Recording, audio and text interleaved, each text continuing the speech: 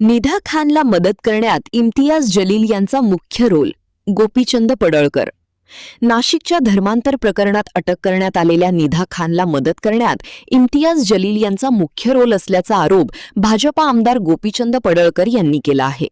निधा खान ही छत्रपती संभाजीनगरमध्ये सापडण्यामागे मोठे षडयंत्र असल्याचा दावा करत या प्रकरणी इम्तियाज जलील आणि MIM नगरसेवकाची पोलिसांनी चौकशी करावी अशी मागणीही गोपीचंद पडळकर यांनी केली आहे.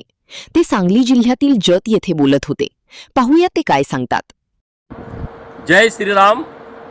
सातत्यानं जिहादी प्रवृत्ती डोकं वर काढायला लागलेल्या आहेत.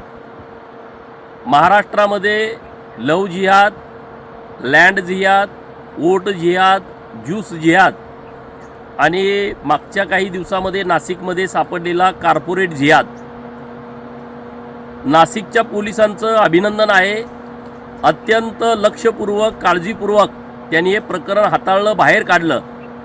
या प्रकरणाची जी मुख्य होती निधा खान, जी गेले काही दिवसापासून फरार होती, या सगळ्या गोष्टीचा मास्टरमाइंड ती होती आणि सातत्यानं पोलीस प्रयत्न करत होते.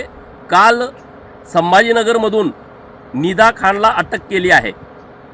निधा खानला अटक केली, परंतु निधा खानचं समर्थन मागच्या काही दिवसामध्ये इम्तियाज जलीलनी केलं आणि काल संभाजीनगरमध्ये ती सापडणं, नगरसेवकाचा तिला पाठबळ असणं, तर या सगळ्या प्रकरणामध्ये इम्तियाज जलील यांचा मुख्य रोल असणार आहे आणि त्याचा तपास पोलिसांनी करावा अशी मागणी आमची नाशिक पोलिसांच्याकडे आहे.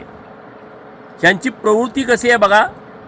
अशोक खरातसारखा भोंदू बाबा जेव्हा लोकांच्या समोर आला तेव्हा कुठल्याही हिंदू समाजातील व्यक्तिमत्वानी, पुढाऱ्यांनी कुणी याचं समर्थन केलं नाही.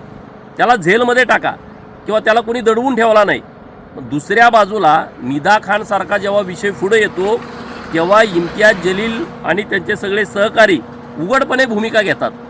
संभाजीनगरमध्ये निधा खान सापडणं म्हणजे याच्या पाठीमागं मोठं षडयंत्र असण्याची शक्यता आहे. पोलिसांनी इम्तियाज जलील आणि त्यांचे जे नगरसेवक MIMचे आहेत त्यांची चौकशी करून त्यांना या गुन्ह्यामध्ये आरोपी करावं अशी आमची मागणी.